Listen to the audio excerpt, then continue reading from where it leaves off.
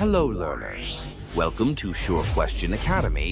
Please watch the videos, like and subscribe to the channel.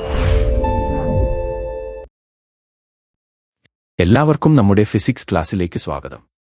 ഇലക്ട്രിസിറ്റിക്കും മാഗ്നറ്റിസത്തിനും ഇടയിലുള്ള interesting ആയ ഒരു കണക്ഷനെക്കുറിച്ച് പഠിക്കുന്ന ഒരു ചോദ്യമാണ് നമ്മൾ ഇന്ന് നോക്കാൻ പോകുന്നത്.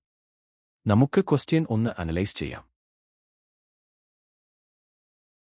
ഇവിടെ കൊടുത്തിരിക്കുന്ന ഫിഗർ ശ്രദ്ധിക്കൂ.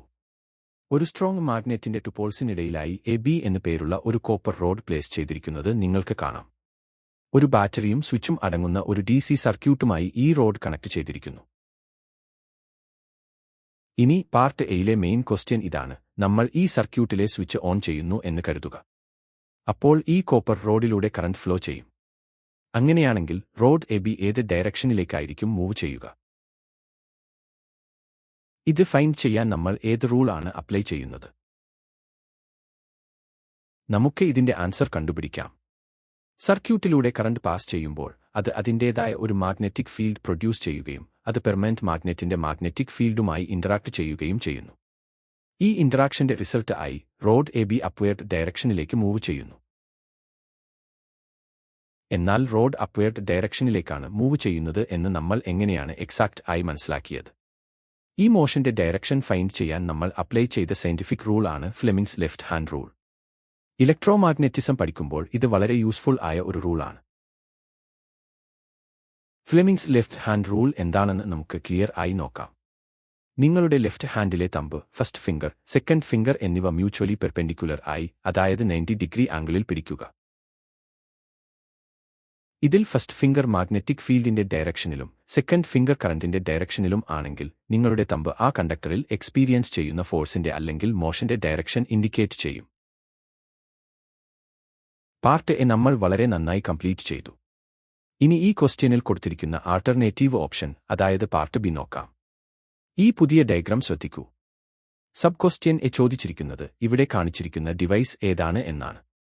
നിങ്ങൾക്ക് ഐഡന്റിഫൈ ചെയ്യാമോ? നമുക്ക് ഇതിന്റെ ആൻസർ നോക്കാം. ഈ ഫിഗറിൽ വളരെ ബ്യൂട്ടിഫുൾ ആയി കാണിച്ചിരിക്കുന്ന ഡിവൈസ് ഒരു മൂവിംഗ് കോയിൽ ലൗഡ് സ്പീക്കർ ആണ്. നമ്മുടെ വീടുകളിലെ ടിവിയിലും റേഡിയോയിലും ഇയർഫോൺസിലും എല്ലാം നാം ഇത് യൂസ് ചെയ്യുന്നുണ്ട്.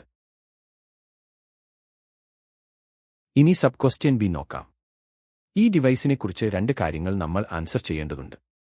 ഫസ്റ്റ്, ഇതിന്റെ വർക്കിംഗ് പ്രിൻസിപ്പിൾ സ്റ്റേറ്റ് ചെയ്യുക. സെക്കൻഡ്, ഈ ഡിവൈസ് വർക്ക് ചെയ്യുമ്പോൾ നടക്കുന്ന എനർജി ചേഞ്ച് എന്താണ്? എങ്ങനെയാണ് ഈ സ്പീക്കർ വർക്ക് ചെയ്യുന്നത്?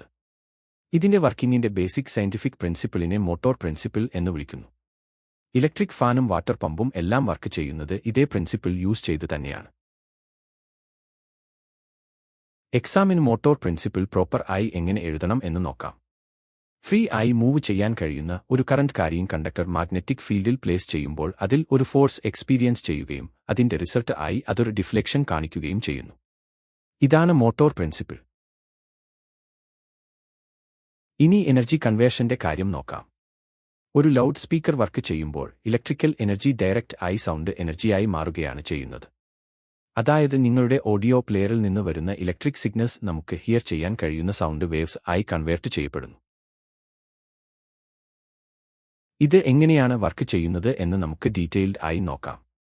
മൈക്രോഫോണിൽ നിന്ന് റിസീവ് ചെയ്യുന്ന വീക്ക് ആയ ഇലക്ട്രിക് സിഗ്നൽസിനെ ആംപ്ലിഫയർ യൂസ് ചെയ്ത് ആദ്യം ആംപ്ലിഫൈ ചെയ്യുന്നു. തുടർന്ന് ഈ സ്ട്രോങ് സിഗ്നൽസിനെ മാഗ്നറ്റിക് ഫീൽഡിൽ പ്ലേസ് ചെയ്തിരിക്കുന്ന വോയിസ് കോയിലിലൂടെ പാസ് ചെയ്യുന്നു. മോട്ടോർ പ്രിൻസിപ്പിൾ അനുസരിച്ച് കറന്റ് കാരി ചെയ്യുന്ന ഈ കോയിലിൽ ഒരു ഫോഴ്സ് എക്സ്പീരിയൻസ് ചെയ്യുകയും അത് വൈബ്രേറ്റ് ചെയ്യാൻ തുടങ്ങുകയും ചെയ്യുന്നു. ഈ വോയിസ് കോയിൽ അറ്റാച്ച് ചെയ്തിരിക്കുന്നത് ഒരു ഡയഫ്രവുമായാണ്. അതിനാൽ കോയിലിന്റെ വൈബ്രേഷൻ ഡയഫ്രത്തെയും വൈബ്രേറ്റ് ചെയ്യിക്കുകയും വായുവിൽ വേവ്സ് ക്രിയേറ്റ് ചെയ്ത് സൗണ്ട് പ്രൊഡ്യൂസ് ചെയ്യുകയും ചെയ്യുന്നു. മോട്ടോർ പ്രിൻസിപ്പിളിനെക്കുറിച്ചും മൂവിംഗ് കോയിൽ ലൗഡ് സ്പീക്കറിനെക്കുറിച്ചുമുള്ള നമ്മുടെ ഡീറ്റെയിൽഡ് അനാലിസിസ് ഇവിടെ കംപ്ലീറ്റ് ആവുകയാണ്. ഈ എക്സ്പ്ലനേഷൻ നിങ്ങൾക്ക് കൺസെപ്റ്റ്സ് വളരെ ക്ലിയർ ആയി അണ്ടർസ്റ്റാൻഡ് ചെയ്യാൻ ഹെൽപ്പ് ചെയ്തു എന്ന് കരുതുന്നു. ഈ വീഡിയോ വാച്ച് ചെയ്തതിന് thank you so much and happy learning.